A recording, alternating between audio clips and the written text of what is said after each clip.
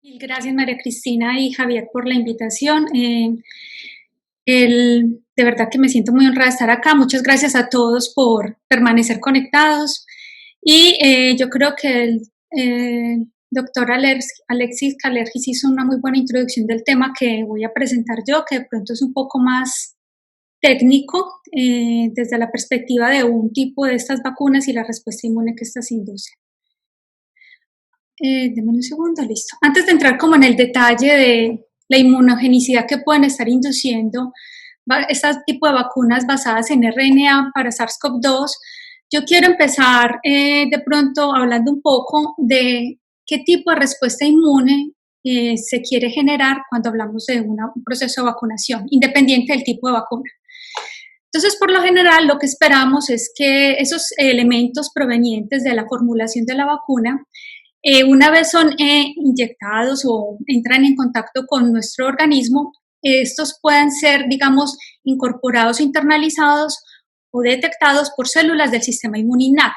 Dentro de estas, una de las que principalmente juega un papel son las células dendríticas, quienes además, después de activarse con estos componentes, pueden migrar a órganos linfoides regionales, como son, por ejemplo, los nódulos linfáticos, en donde estas células se van a encargar entonces de presentar antígenos a células T, CD4 y CD8 para favorecer su activación y su diferenciación a células de memoria.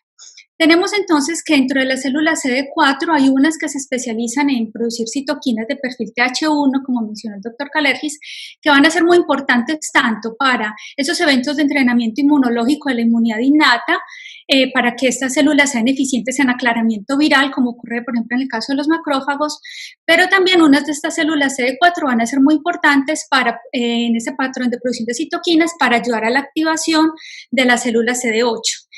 Finalmente, estas células CD8 tienen un papel fundamental en la eliminación de las células infectadas mediante eventos de citotoxicidad. Otro grupo de estas células CD4 se encargan de activar o de ayudar a la activación de células B. Estas células B entonces van a jugar un papel fundamental en estos procesos de protección, ya que estas, además de diferenciarse a células de memoria, también van a ser las responsables de diferenciarse a células productoras de anticuerpos de larga vida o de corta vida, y a través de esto van a ser las productoras principales de los anticuerpos que necesitamos para evitar los procesos de infección. Entonces, cuando hablamos de qué tan eficaz es una vacuna, por lo general estamos refiriendo a qué tan protectora es esta vacuna de acuerdo a estos eventos de respuesta inmune que está generando. ¿Qué tanto logra entonces inducir la activación de células TCD4-CD8, las células B, qué tanta memoria inmunológica genera a partir de estas células y a la vez qué tanto está induciendo o qué niveles induce de anticuerpos neutralizantes que logren entonces bloquear los procesos de infección, principalmente para, en este caso, microorganismos de tipo viral. Tenemos entonces que para poder entender mejor cómo funcionan estos anticuerpos neutralizantes o cómo se generan, es importante tener en cuenta que una de las principales características de un anticuerpo neutralizante es la alta afinidad que estos anticuerpos tienen por su antígeno. Y para entender cómo se genera esa afinidad, tenemos que entrar un poquito más en detalle en cómo se dan esas respuestas de los linfocitos B. Tenemos entonces que inicialmente esas células B tendrían un contacto con su antígeno, en este caso pues el antígeno presente en la vacuna, y esto llevaría a una primera ronda de activación de estos linfocitos B, pero al mismo tiempo tendríamos entonces células CD4 que estarían haciendo también este proceso de activación por su parte mediante la presentación de células dendríticas. Una vez sea esta primera ronda de activación, entonces ambas células logran migrar a la zona que conocemos como el borde entre células T y B y entran en contacto mediante una sinapsis inmunológica, lo que permite otros eventos de activación adicional que promueven la proliferación celular, también entonces promueven la diferenciación de esas células CD4 a células T foliculares y algunas de estas células B van a diferenciarse a células productoras de anticuerpo de corta vida. Sin embargo, estas células van a ser esenciales para formar lo que conocemos como centro germinal.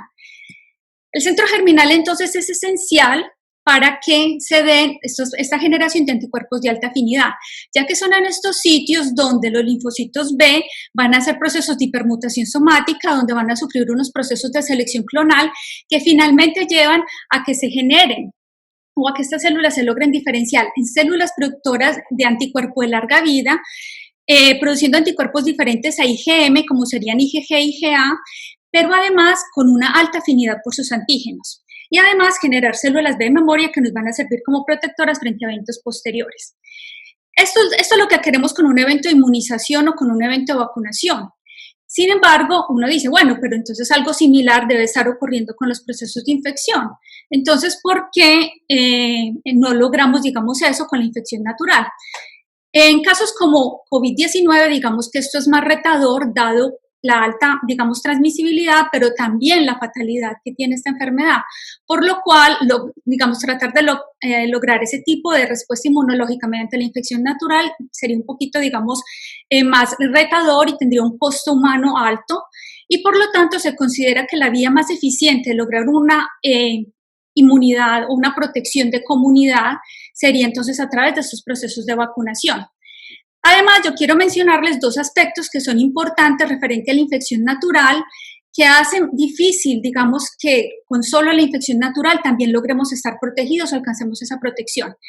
Y esos dos aspectos son problemas que se han reportado en la respuesta inmunocelular y en la respuesta inmunohumoral de estos individuos.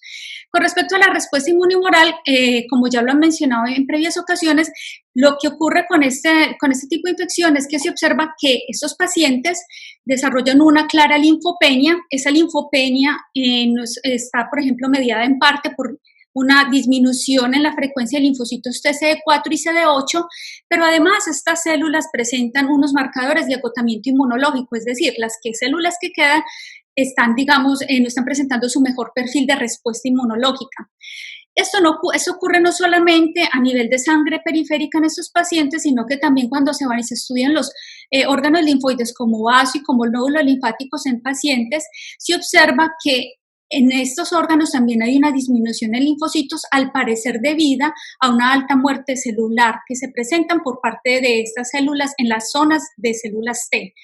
Entonces, esto hace pensar que en parte hay un problema también en la generación de esa respuesta inmune celular a este proceso de infección de forma natural. Pero esta linfopenia no solamente es dada por linfocitos T, también se ha descrito en algunos artículos para linfocitos B. Y sumado a esto, parte de la historia de lo que hemos visto es que cuando se analizan entonces cómo se hace esa respuesta de producción de anticuerpos en otras infecciones por coronavirus previas, como son por ejemplo por SARS-CoV y MERS-CoV, se observa que los individuos que estuvieron expuestos a estos virus, que desarrollaron anticuerpos bloqueadores, se observa que luego de un tiempo esos anticuerpos disminuyen. En algunos individuos desde el primer año y otros luego de los 3 años son indetectables, lo que hace digamos, proponer que posiblemente, si bien se desarrollan parte de estos anticuerpos, no duran en el tiempo. Y esa sería una de las cosas que principalmente estarían haciendo las respuestas de centro germinal, permitiendo que estas respuestas sean, digamos, de mayor perduración en el tiempo. Esto no solamente está pasando al parecer en este tipo de infecciones por coronavirus, sino que también ya se ha empezado a describir para SARS-CoV-2, donde se observa que en individuos que han tenido un seguimiento a más largo término, a partir de los 50 días, en algunos de ellos se encuentra, digamos, ya que empiezan a decaer estos títulos de anticuerpos neutralizantes. Y como ustedes ven, también hay unos individuos que nunca desarrollan ese tipo de anticuerpos. Entonces, parte de la pregunta es por qué no se logra, digamos, ese desarrollo. Y por qué los títulos, además de estos anticuerpos, son tan variables. Y finalmente, otra cosa que llama la atención es que al parecer los procesos de mutación que se detectan en estos anticuerpos es muy limitada, lo que quiere decir que posiblemente, así bien estos anticuerpos tengan cierta capacidad neutralizante, en realidad su calidad no es tan buena porque no tienen un adecuado proceso de maduración de esa afinidad. Entonces, esto nos lleva a pensar que posiblemente parte del problema es en los centros germinales y ya se ha empezado a demostrar que efectivamente en los pacientes se detecta una ausencia de estos centros germinales cuando se compara con controles, digamos, que han fallecido por otras causas como accidentes de tránsito, donde no se ve la presencia de células B positivas para ese marcador de centro germinal como es BCL6. Pero además se ve que las células que ayudan en estos centros germinales, como son las células T foliculares, tampoco están ahí presentes. Y aquí lo observan también en esa microscopía, donde ustedes pueden ver que a pesar de detectarse en linfocitos T, que son positivos para este marcador de centro germinal, en los, digamos, controles, estos están disminuidos de forma significativa en los pacientes. Entonces, esto nos lleva a evidenciar la necesidad de contar con ese tipo de herramientas como la vacunación que nos permitan generar una respuesta duradera de largo término y que incluya no solamente el componente celular, sino también el componente humoral. Eso sería lo ideal, ¿cierto? Hasta el momento contamos con varias de esas propuestas, como estaba mencionando el doctor Kalergis, y específicamente yo voy a tratar de hablar un poco más de uno de estos tipos de vacunas con las que he venido trabajando. Este tipo de vacunas son las basadas en RNA mensajero, que ocupan el tercer lugar de las vacunas que en este momento se encuentran en estudios preclínicos y clínicos a nivel del mundo. Ellas están basadas principalmente entonces en la proteína S y también algunas de ellas de forma más específica en el dominio RBD. Hasta el momento, 6 de ellas se encuentran en los estudios clínicos, por lo tanto, digamos que tienen una representación considerable. ¿Qué son este tipo de vacunas de RNA? Entonces tenemos que este tipo de vacunas básicamente se basa en la generación de una secuencia de RNA mensajero. Bueno, en general, históricamente se han tratado diferentes estrategias de vacunas de RNA, pero digamos que las que se están utilizando actualmente en SARS-CoV-2 se basan principalmente en una secuencia de RNA mensajero, que al ser entregado a la célula sirve de molde para que a partir de ahí se traduzcan o se produzcan diferentes proteínas, las cuales van a poder tener una localización no solamente en el citoplasma de la célula, sino que también, dependiendo del tipo de proteína, podrían estar en la membrana, podrían ser secretadas o estar en otros sitios subcelulares. Entonces, este tipo de RNA, este tipo de vacunas, tienen, al igual que las otras plataformas de vacunación, tienen sus ventajas y sus desventajas. Con respecto a las ventajas, es que es una de las de más de rápido desarrollo. Después del conocimiento de la secuencia en enero, fue una de las primeras que se empezó a trabajar.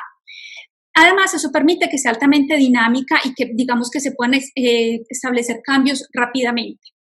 También es una plataforma que permite una síntesis que es relativamente de bajo costo y que, de acuerdo a lo que se ha visto en los estudios preclínicos, es de una administración segura, principalmente por dos aspectos. Uno, porque no está basada ni en un vector ni viral ni en un vector bacteriano, y dos, porque por ser un RNA que principalmente tiene una localización citosólica y por, digamos, su composición propia de la molécula, no tiene una capacidad de integración o cambiar el genoma de la célula. Listo. Además de este tipo de bondades, se ha visto con otros modelos infecciosos, pero también en cáncer, que ese tipo de vacunas induce una respuesta que es rápida y que es muy potente en la generación, por ejemplo, de respuesta inmunhumoral y celular. Y otro aspecto benéfico comparado con otras plataformas de vacunas es que por no estar compuesta por un agente, digamos, un vector, estas vacunas no se inactivan, digamos, por la presencia previa de anticuerpos, como ocurren, por ejemplo, con algunas de las vacunas basadas en vectores adenovirales. Con respecto a los retos, esta, digamos, es una plataforma relativamente nueva comparada con las otras y, por lo tanto, ha tenido muchos procesos de innovación a lo largo de los últimos años. Eso ha llevado, digamos, a que se hayan superado algunas barreras, pero que otras todavía necesitemos mejorar. ¿Ok? Dentro de estos retos es que hasta el momento no tenemos ninguna vacuna basada en esta plataforma que haya sido aprobada para uso en humanos. Pero de acuerdo a lo que han mostrado los estudios preclínicos y clínicos, esta podría convertirse en la primera de esas vacunas. Dos, es que los que hemos trabajado con biología molecular sabemos que el RNA tiene una característica de ser altamente inestable. Sin embargo, parte de los estudios y lo que han tratado de hacer, digamos, y lo que les voy a mostrar a continuación, es aumentar la estabilidad de esta molécula para promover pues ese tipo de respuesta inmunológica. Cuando se empezaron a desarrollar estas vacunas, se vieron que inducían una potente respuesta al sistema inmune innato y hacían que la respuesta finalmente de memoria no fuera tan buena. parte de las adaptaciones que se han hecho a este sistema han llevado, digamos, a disminuir esa respuesta masiva, que ahorita también les voy a mencionar, y también se han, digamos, mejorado los sistemas de entrega, porque como ustedes ven, necesitamos que este RNA se localice en el citoplasma de la célula. Entonces, eso también fue un paso importante para permitir que esta plataforma avanzara. Los resultados o parte de la información que les voy a mostrar lo voy a hacer en el contexto del trabajo en el que he venido participando. Este es un trabajo que estoy realizando aquí en la Universidad de Pensilvania, cuyo, digamos, la persona que coordinó este trabajo colaborativo y quien ha tenido alta experiencia en el desarrollo y en el diseño de estas vacunas de RNA es el doctor Norbert Pardy. Él ha trabajado previamente con modelos de influenza y de Zika, y yo el trabajo que realicé lo realicé desde el laboratorio de la profesora Michela Loche. Tenemos entonces que la vacuna que nosotros utilizamos y que las vacunas que están en estudios clínicos tienen la estructura muy similar a la que les menciono acá.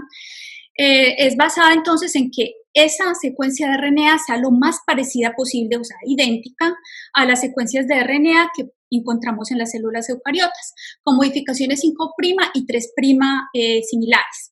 Tenemos entonces que además se esperaría que la secuencia de ese RNA mensajero sea la secuencia de la proteína de nuestro interés a nivel del patógeno, en este caso, por ejemplo, la proteína S. Durante los procesos de síntesis de estas moléculas a nivel químico se producen una serie de dúplex y esos son de los que más está censando la inmunidad innata para inducir esa activación. Estos dúplex deben de ser eliminados y son eliminados por procesos de cromatografía y se generan principalmente vacunas que tienen secuencias, digamos, de cadena sencilla de RNA. Estas también, a su vez, digamos, han tenido unos procesos de modificación de sus nucleócidos que han llevado, digamos, a que también disminuya, digamos, esa detección por sensores de RNA de cadenas sencillas, como es, por ejemplo, el paso de la uridina a 1-metilpseudouridina. Algunas vacunas utilizan solo la pseudouridina y otros han intentado otras aproximaciones de modificación de los nucleócidos. Sin embargo, esta es de las que ha sido más exitosa y de las que más se utilizan las plataformas actuales. Y finalmente, digamos que una de las cosas que más ayuda a proteger, digamos, este RNA y a permitir su entrega a las células es que es encapsulado en unas nanopartículas lipídicas. La composición de estas nanopartículas también ha tenido un proceso de desarrollo bastante interesante durante varios años y ha permitido mostrar que son aquellos lípidos catiónicos en compañía del colesterol los que le brindan, digamos, una mayor estabilidad a estas estructuras tipo vesículas y que favorece, digamos, una mejor entrega a sus células blanco, que se ha visto que en parte son las células dendríticas unas de las que más estarían entrando en contacto con este tipo de vesículas. Tenemos entonces que estas nanopartículas, en el caso de lo que nosotros estudiamos, entonces esta vacuna es basada en un RNA purificado de nucleócidos que han sido modificados y que está encapsulada en esas nanopartículas. Básicamente, los que nosotros hemos estudiado son aquellas que tienen un constructo que codifica para la proteína S completa, con las subunidades S1 y S2, y que tiene una mutación en el sitio furina. Nosotros tratamos dos versiones, sin y con la mutación, y observamos que con la mutación en el sitio para el clivaje de la furina, este constructo permitía la generación de proteínas que eran más estables e inducían una mejor respuesta. Entonces, por eso continuamos nuestro estudio con ese tipo de constructo, pero además también utilizamos aquel que estaba codificando solo para el dominio RBD. Y finalmente, en varias de las aproximaciones utilizamos como control un constructo irrelevante para el modelo infeccioso, que en este caso fue uno que codificaba para luciferasa. El modelo de aproximación experimental fue muy sencillo y ustedes pueden ver acá entonces que simplemente tomamos ratones, en este caso Valcé, los cuales entonces fueron inmunizados a nivel intramuscular con 30 microgramos de esos constructos o estas vacunas y se hicieron análisis de respuestas tempranas, pero también análisis en tiempos que ya consideramos de memoria en los ratones, como fueron a las 9 semanas. Entonces, uno de los primeros estudios que se realizaron a nivel temprano fue mirar qué tan eficientes eran estas vacunas en inducir una respuesta inmune celular. Para esto, entonces, se hicieron estudios tanto de linfocitos CD4 como CD8 en vaso y pulmones de estos ratones. Parte digamos que lo que nosotros queríamos evaluar era que no solamente hubiera un aumento de estas células, sino garantizar que estas células estaban respondiendo a los antígenos de la vacuna.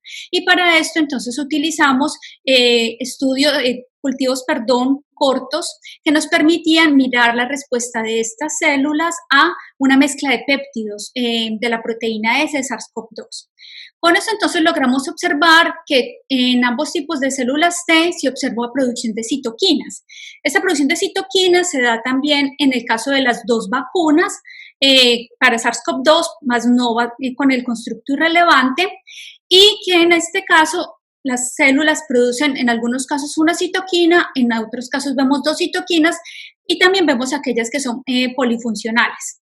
Además, entonces observamos que también detectábamos células CD8 que tenían un potencial citotóxico, también con este tipo de vacunas mediante la detección de coenzima B y de CD107 o LAMP1. Tenemos entonces que este tipo de respuestas nos mostró dos componentes que para nosotros fueron bastante importantes.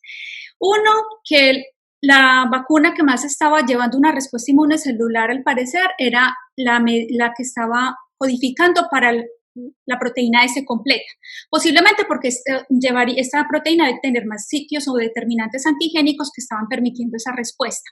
Pero además, observamos que encontramos una proporción interesante de estas células en pulmón, además de las que se detectaron en vaso. Y nuestra pregunta siguiente fue ¿por qué estas células están yendo a pulmón? Cosa que no hemos terminado y que todavía estamos haciendo estudios para determinar por qué, pero además queríamos estar seguros que no estuvieran en la microvasculatura, sino que efectivamente estuvieran en el parénquima pulmonar de estos sitios. Por esto, entonces, utilizamos esta otra aproximación metodológica en la que utilizamos un marcaje de las células a nivel intravenoso minutos previos del sacrificio de los animales y este marcaje se hizo con un anticuerpo para el marcador panleucocitario CD45. De esta forma, entonces, las células que fueron positivas para este anticuerpo eran las que se encontraban a nivel intravascular y las negativas las que se encontraban a nivel de tejido. Observamos entonces que efectivamente estas células que estábamos detectando a nivel pulmonar se encuentran principalmente infiltrando ese parénquima pulmonar y se da para el caso de ambas vacunas. En este caso, además, hicimos la detección mirando marcadores de activación como CD69 y marcadores asociados con una previa exposición antigénica como es el CD44 y el CD62. Entonces, esto nos demostró que esta vacuna, a pesar de tener una ruta de aplicación intramuscular, estaba favoreciendo la generación de células que estaban logrando llegar, digamos, al sitio de interés de esa infección, que es el tejido pulmonar. Además de esta respuesta inmunocelular, también entonces evaluamos la parte de respuesta inmunohumoral. Para eso lo primero que hicimos fue detectar los títulos de anticuerpos que estábamos encontrando en estos ratones luego de 4 semanas y a las 9 semanas después de una sola inmunización. Observamos entonces que ambas vacunas generaron unos títulos altos de estos anticuerpos, en este caso específicos para la proteína S, y vimos que esos niveles se conservaban, eran muy parecidos hasta las 9 semanas de evaluación de este estudio. Sin embargo, lo más importante es saber si esos anticuerpos sí tienen, digamos, una buena calidad, si logran hacer procesos de neutralización. Y para eso, entonces, hicimos estos, dos aproximaciones de ensayo de neutralización, uno utilizando pseudovirus y otro con un aislado clínico, observando entonces que efectivamente, los anticuerpos que se están generando en ambas vacunas están logrando hacer esos procesos de neutralización y que esos anticuerpos se detectan en unos títulos muy altos, inclusive desde las 4 semanas después de una sola inmunización, y que esos títulos se mantienen en el tiempo de acuerdo pues al periodo en el que logramos hacer este estudio. Con el fin de determinar cómo estaban aquellas células, digamos, que potencialmente estaban produciendo estos anticuerpos, que son las células plasmáticas de larga vida, decidimos entonces hacer estudios de médula ósea también en estos ratones y detectamos aquellas células secretoras de anticuerpos. Nosotros hablamos diferentes isotipos, en este caso les muestro la inmunoglobulina G y sus diferentes subclases. Y como ustedes pueden observar, también hubo una buena inducción o una buena detección de esas células secretoras de anticuerpo a los 60 días post-inmunización, y en este caso se observó que había un perfil, que era un perfil TH1-TH2, digamos que sería complementario a la respuesta TH1 que estábamos viendo desde la parte del componente celular que les mostré inicialmente por el perfil de producción de citoquinas que estábamos viendo en estas células. Además, un aspecto importante no es solamente tener unos niveles que se consideren altos y que pueden ser potencialmente protectores, sino también tener células de memoria que puedan responder frente a un evento antigénico posterior.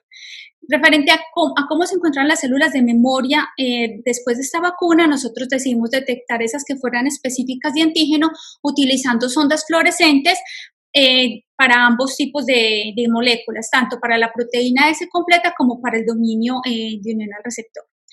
Encontramos entonces que, considerando aquellas específicas de antígeno como las dobles positivas para estas sondas, logramos observar que ambas vacunas inducen, digamos, un buen nivel de estas células de memoria. Esto fue detectado en vaso. Específicamente les detectamos tanto para IgG1 como para IgG2. Teniendo en cuenta que uno de los potenciales problemas que pueden presentar estas vacunas es una respuesta de inmunopotenciación que sea deleteria, en el caso de la respuesta, esta respuesta puede ser o mediada por células T o mediada por anticuerpos. En la medida por células T, la que más nos preocuparía sería una respuesta de tipo TH2, y como vimos, esta vacuna está mediando principalmente una respuesta de tipo más TH1 por inducir la producción de interferón gamma, TNF-alfa, como ustedes vieron ahora. Pero nos queda la pregunta de la mediada por anticuerpos. Entonces, con el fin de determinar qué estaba pasando, nosotros tratamos entonces de hacer un ensayo un poco, digamos, reduccionista para tener una idea de si podrían o no estar induciendo este tipo de problemas.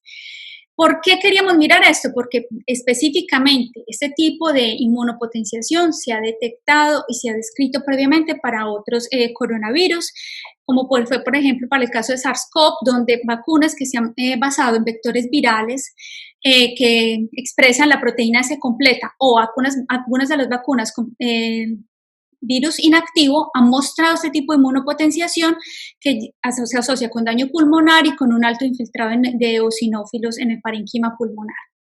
Entonces, simplemente para aquellos que de pronto no manejen el concepto, cuando hablamos de una inmunopotenciación mediada por anticuerpos, generalmente nos referimos a dos tipos de clase. Una, que esté llevando a que estos virus utilicen los receptores de anticuerpos como una vía de ingreso a su célula blanco, y otra en la que este tipo de respuesta puede llevar a una, digamos, activación masiva. En este caso, por ejemplo, podría estar asociado con el síndrome de activación del macrófago y la alta respuesta inflamatoria que se puede dar digamos, como resultado de estos procesos. Por lo tanto, entonces, digamos que el modelo reduccionista que nosotros hicimos fue evaluar si en esta línea celular, expresando el receptor, uno de los receptores de anticuerpos, en presencia o ausencia del receptor viral, podíamos observar presencia o replicación viral. Este modelo lo hicimos, digamos, en combinación, o lo hicimos, digamos, también al tiempo que se hizo uno para Zika, porque se ha visto que en este caso la presencia de anticuerpos subneutralizantes para el virus de Zika sí favorece esos eventos de ADE. Y como vimos acá en nuestro control, efectivamente en esta línea celular se vio que la presencia de sus anticuerpos subneutralizantes estaba favoreciendo esa replicación viral. Pero no lo vimos con la presencia de ninguno de los anticuerpos derivados de las vacunas que nosotros utilizamos en este estudio, sugiriendo que posiblemente estas vacunas no están generando este tipo de ADE. Teniendo en cuenta que de todas formas tuvimos limitaciones y no pudimos realizar todas las cosas que hubiéramos querido, yo les quería mostrar unos resultados de otros grupos que han trabajado este mismo de plataformas de vacunas de RNA y que sirven para complementar y tener una idea de el funcionamiento de estas vacunas. También les dejo como claro que estas plataformas son muy similares, todas ellas, a las que están en estos momentos en estudios clínicos de fase 3. Una de estas publicaciones, entonces, ellos lo que hicieron fue utilizar estos mismos, digamos, constructos, pero en este caso estaban utilizando también un constructo que permitiera la expresión o el marcaje de estas moléculas a través de una molécula fluorescente como es mCherry. Y además también las encapsularon pues con las nanopartículas. En este caso ellos probaron dos tipos, uno que codifica para la subunidad 1 y otro para el dominio de unión al receptor. Ellos que encontraron, ellos observaron con este sistema, lo que ellos querían ver era qué tan eficiente era este sistema para ver la expresión de las proteínas, o sea, que efectivamente sí lograran detectar la subunidad 1 y que sí lograran detectar el dominio de unión al receptor. Y eso fue lo que observaron. Cuando ellos estudiaron entonces estas diferentes líneas celulares, bueno, algunas de humanos, otras de primates no humanos, de murciélagos, ellos observaron que había una muy buena expresión de ambas moléculas. Una, digamos, en este caso se observó que era mejor en toda la línea celular de la expresión del dominio RBD que el dominio S1. Y sin embargo, pues la idea de esto es validar que efectivamente la aplicación o entrar en contacto con ese tipo de nanopartículas que encapsulan RNA finalmente sí está llevando a la expresión de estas moléculas en forma de proteína. Además, ellos demostraron que efectivamente estas moléculas se estaban viendo era en el citoplasma de las células y no en el núcleo, y que algunas de ellas, digamos que se localizaban en los lisosomas. Pero si ustedes se acuerdan de la figura anterior, una cosa también importante de resaltar es la temporalidad. Y es que ellos miraron que esta expresión se veía alta y no se veía disminuida después de 6 días de evaluar la expresión, lo que quiere decir que a partir de unas de estas copias de RNA se logran generar un buen nivel de copias de estas proteínas y estas duran un tiempo en la célula para permitir ese evento de exposición hacia antígeno viral. Pero al parecer después de un tiempo empiezan a entrar en contacto con lisosomas, lo que favorecería su proceso de degradación. Otro aspecto interesante que ellos evaluaron es que una de las cosas que, digamos, de los retos de estas vacunas es, por ejemplo, que normalmente nosotros las preservamos en procesos de congelación.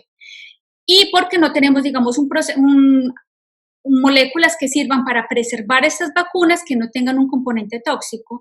Por lo tanto, entonces, una de las limitantes es que estas vacunas deberían de permanecer, ojalá, congeladas. Sin embargo, en este estudio lo que ellos hicieron fue mirar cómo después del proceso de encapsulación en la nanopartícula, si la vacuna se dejaba a temperatura ambiente o a 4 grados por 3 días, qué tan eficiente era para generar estas señales que estaban viendo por microscopía o por citometría, y vieron que eran bastante eficientes y que no había una disminución significativa. O sea que en realidad, si bien estamos un poco asustados por la inestabilidad del RNA, no es al parecer, digamos, tan preocupante. Este mismo trabajo, ellos hicieron un proceso de inmunización. En este caso ellos utilizaron 2 inmunizaciones con la misma cantidad de vacuna que nosotros usamos, y ellos evaluaron, además de lo que nosotros hicimos, la respuesta ya asociada a centro germinal, viendo que efectivamente estas vacunas inducen una activación de células T foliculares y también de células B con marcadores de centro germinal. Y al igual que nosotros, también vieron un aumento en células plasmáticas, digamos, de forma significativa, lo que sugiere que parte de la eficiencia de estas vacunas en generar anticuerpos neutralizantes y, digamos, y de forma potente podría ser porque están induciendo estas respuestas de centro germinal. Además, parte de lo que no hicimos nosotros ni el previo estudio, pero que sí lo han hecho otros grupos de investigación, sobre todo los que han llevado, digamos, sus vacunas a la fase clínica, es hacer un proceso de determinar qué tan protectoras son estas vacunas. Lo que les muestro acá, digamos, en este estudio es la vacuna que se ha llamado 1273, o digamos el candidato a vacuna desarrollado, digamos, por estos frentes. Y en este caso, en este artículo se encuentran resultados muy parecidos referente a que son buenos inductores de respuestas TH1, a que logran generar anticuerpos con buena capacidad neutralizante. Y acá yo les traigo la parte del reto viral. Ellos observaron que inmunizando, en este caso también ellos utilizan ratones de diferentes cepas, pero acá les muestro los resultados con Valcé, donde ellos hacen una inmunización con 2 dosis o hacen una inmunización con una sola dosis de esta vacuna, y lo hacen a diferentes cantidades del RNA, viendo entonces que luego de estas inmunizaciones y de que se hace el reto viral, estos ratones, sobre todo los que reciben la mayor cantidad de la vacuna, están protegidos y no se detectan entonces unidades formadoras de placa para estos virus. También estudian el tejido por la potencialidad de inducción de daño patológico que les mostré anteriormente y observan que inclusive la reacción inmunológica que se detecta es mucho menor en los pulmones luego del proceso del retroviral comparada con la que se detecta en aquellos que recibieron solamente PBS. Lo que quiere decir que no está generando ese proceso patológico y que además se está protegiendo. Esto lo demostró el mismo grupo utilizando, en este caso, un modelo de primates no humanos. Aquí les traigo además la parte de los resultados de los anticuerpos, porque ellos lo que hacen es que comparan esos títulos de anticuerpos también con los niveles que se encuentran en pacientes convalecientes. Y lo que logran observar es que, que la parte de la respuesta que está induciendo esta vacuna a nivel humoral parece ser algunas veces superior a la que se detectan los mismos pacientes. Por ejemplo, es muy claro o se ve de forma muy clara acá con la parte de anticuerpos neutralizantes. En este caso, las concentraciones varían porque pues se está evaluando un modelo diferente e igual encontraron que había una mejor respuesta también con la mayor dosis. En este caso, ellos también evalúan la respuesta asociada con centro germinal, que sería en este caso la presencia de células T foliculares, y observan también una clara inducción de estas células productoras de interleuquina 21, que es una de sus principales funciones. Y también evalúan el tejido de estos primates después del reto viral. Hacen también carga viral y observan que no se detecta pues, esa carga viral, pero además hacen esos estudios patológicos que permiten entonces por estudios de hibridización detectar el RNA viral, pero también las proteínas virales por inmunistoquímica, y se observa que no se detectan, digamos, esos componentes en el tejido de los ratones inmunizados y que además la respuesta inflamatoria, como ustedes ven, es mucho menor o no se observa. Esto entonces nos lleva a concluir que efectivamente estas vacunas son unos prometedores candidatos, al menos lo que se está mostrando, lo que se está viendo en esos estudios preclínicos, debido a toda esa respuesta inmune celular y humoral que les mostré que era de forma potente, porque al parecer entonces además están generando protección, al menos en estos modelos animales, de la infección, sin generar, digamos, esa respuesta de inmunopotenciación deleteria. Solamente como para comentarles, no solamente eso se ha manejado en estudios preclínicos, sino que es parte de lo que también se ha visto en estudios clínicos, solamente tenemos reportes preliminares, pero para dos de estos tipos de vacunas de los que tenemos esos informes preliminares, los resultados también son alentadores, mostrando entonces un alto título de anticuerpos específicos, en este caso para el RBD, y que se presentan de forma más clara después de una segunda inmunización. En este caso la inmunización la segunda fue el día 28. Ellos evalúan diferentes dosis, se ve que el título, digamos, de anticuerpos no varía mucho de acuerdo a la dosis, cuando hablamos de anticuerpos totales, pero cuando hablamos de la capacidad neutralizante, sí parecen ser las dosis mayores de 100 microgramos o 250 microgramos las que están llevando a una mejor presencia de estos anticuerpos y principalmente después de la segunda dosis de inmunización. Y como ustedes ven, muchas veces estos títulos son mayores que la misma infección natural. Y en este otro estudio, en este otro reporte preliminar, los resultados son muy parecidos. Mostrando entonces, en este otro estudio, ellos también evalúan una sola dosis, que es esta que ustedes observan acá, y viendo que una sola dosis al parecer no induce esos niveles de anticuerpos neutralizantes como si lo están induciendo las otras vacunas, que a menor dosis, pero recibiendo dos de ellas, sí llevan a unos títulos altos de anticuerpos neutralizantes y no viendo tantas diferencias en el nivel de anticuerpos totales.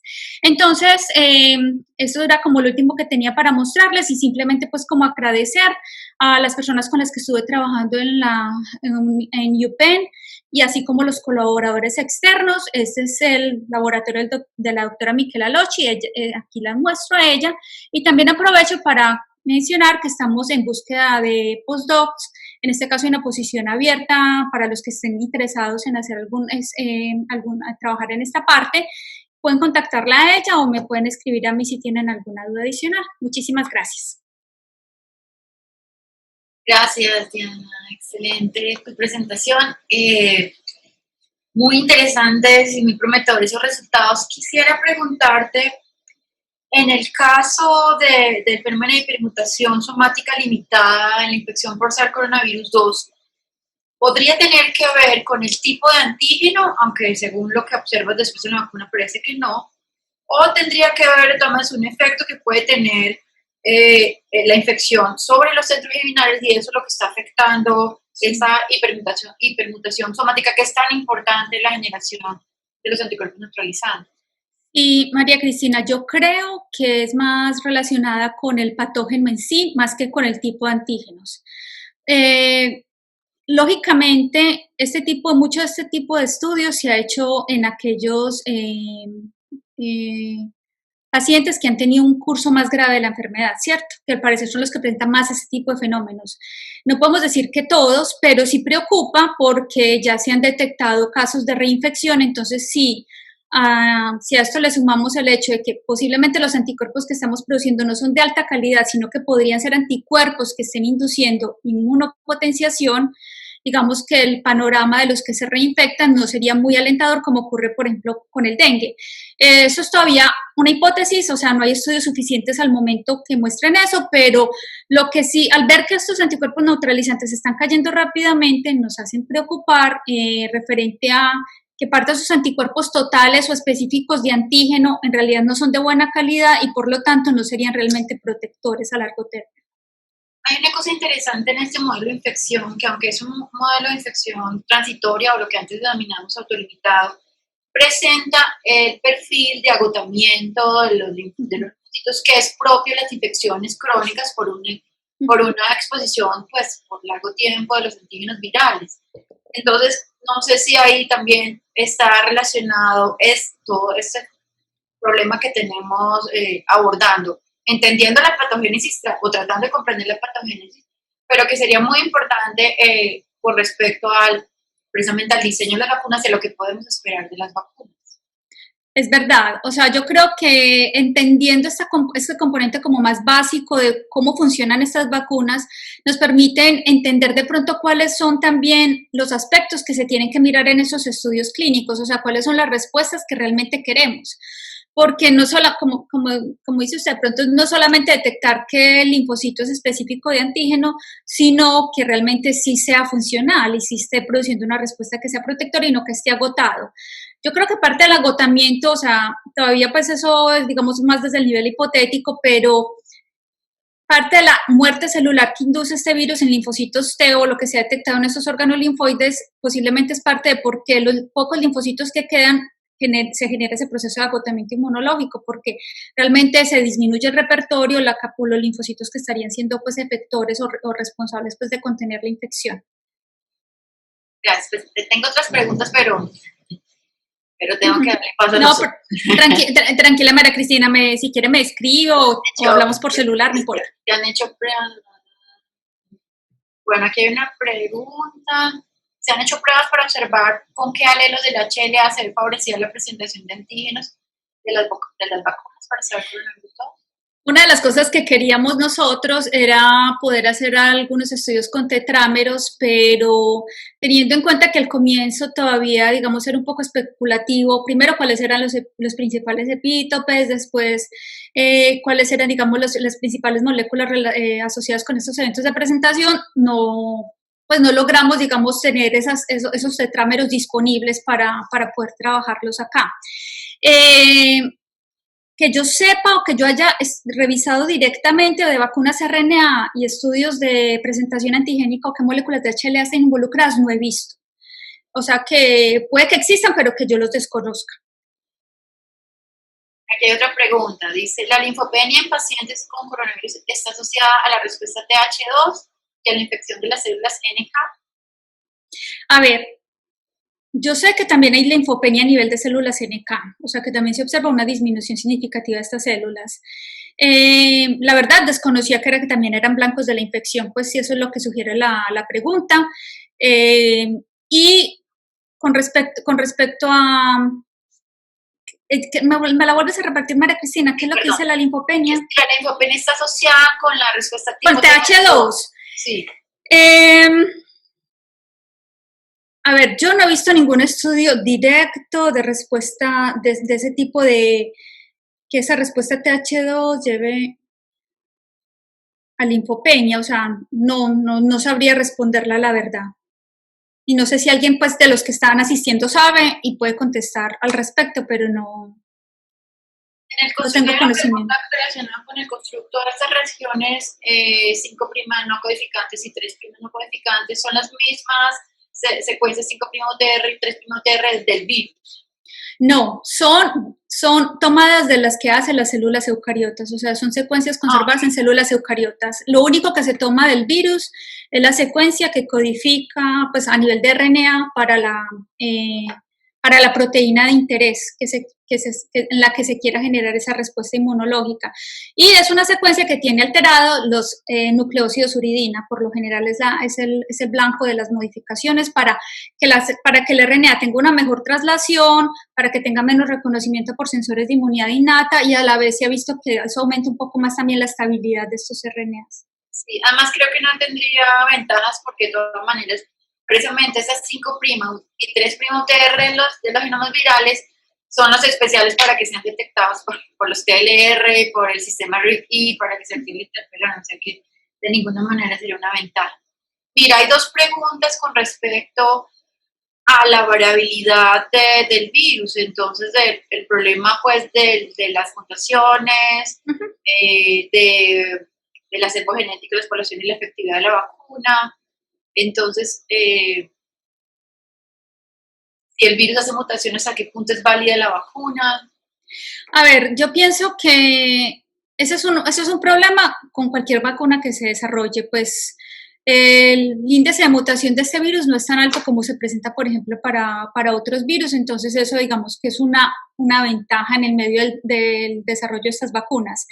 Pero una de las ventajas de estas vacunas de RNA es que son muy flexibles y el diseño puede hacerse rápidamente, o sea, digamos que podría suceder algo parecido a lo que pasa ahora con influenza, en caso de que las tasas de mutación que se detecten o, digamos, de resistencia se empiecen a observar, y es que se podrían simplemente cambiar, modificar la secuencia y bajo la misma plataforma se podrían producir una diferente versión de vacunas, o se podrían, como se ha sugerido, simplemente hacer un constructo o usted tener varias diferentes versiones de RNA que codifiquen diferentes elementos del virus, o hacer un constructo en el que usted exprese diferentes elementos del virus, que usted permita también secuencias de plegamiento o elementos que permitan, digamos, conformaciones especiales. Eso se ha explorado y se ha trabajado frente a otro tipo de antígenos, pero que se propone que es digamos, una versión o una ruta que se podría seguir en ese caso.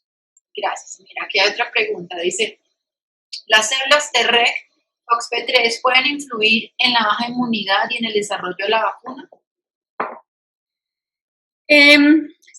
Pues en general, una célula T reguladora podría llevar, digamos, a hacer un proceso, digamos, de disminución de una respuesta inmune en el contexto de infección, en el contexto de vacuna, en caso, pues, de que ese sea, digamos, la principal célula que se esté induciendo. Pero por lo general, en todas esas respuestas, además de generarse una respuesta de memoria, una respuesta inmune adaptativa o de entrenamiento innato, usted de todas formas también genera respuestas reguladoras, porque ese tipo, digamos, de proceso inflamatorio, digamos, no es que sea infinito, sino que va también a tener un proceso de contrarregulación. Y por eso es tan importante las células de memoria, porque lo que uno espera es que hacia el futuro, si uno tiene el reto con el patógeno, sean las células de memoria, digamos, las que entren a jugar un papel para proteger. Pero frente a cualquier respuesta de este tipo, uno también genera respuestas reguladoras, incluyendo FOXP3, ¿cierto? Bien, bueno, ya se nos está acabando el tiempo, pero aquí hay una pregunta muy interesante y es, ¿cómo midieron la estabilidad de la proteína? Mencionabas de todas maneras que esta proteína que tiene, bueno, nada más que lo sospechábamos porque ya Javier nos lo había contado, este clivaje que hace furina, que facilita luego la infección, pero también hace que la proteína se manifiestar. Entonces, ¿cómo midieron la estabilidad de la proteína que tenía? Básicamente fueron, digamos, estudios muy sencillos en los que nosotros vimos, lo que hicimos fue hacer unos procesos de contacto de nuestro sistema de vacunas, o también haciendo una especie de transfección, viendo cómo en las células o en las líneas celulares que estábamos, digamos, haciendo la entrega de esos constructos, donde detectábamos la proteína, por ejemplo, el caso de la RBD fue más soluble, la detectamos más en los sobrenadantes de cultivo y la detectamos a diferentes días, después de ese proceso, mientras que la de esta S era principalmente de membrana y nos tocó hacer por citometría de flujo la detección por membrana. Y lo que observamos era que los niveles de detección en membrana eran mucho más altos cuando hacíamos el clivaje en purina a cuando no lo hacíamos. Pero también cuando hacíamos proceso de inmunización inicial, los niveles de anticuerpos que detectamos luego de la vacunación con la versión silvestre eran más bajos que los que detectamos cuando hacíamos los procesos de inmunización con la proteína S mutada. Y por eso fue que seguimos trabajando con eso. Ahora sí, la última, pero es que está unida a la anterior que me la mandaron. Dice, si tú sabes si esta secuencia que usaron para hacer el diseño de mRNA incluye la mutación que es predominante ahora en la proteína spike del SARS coronavirus 2 en la posición 614.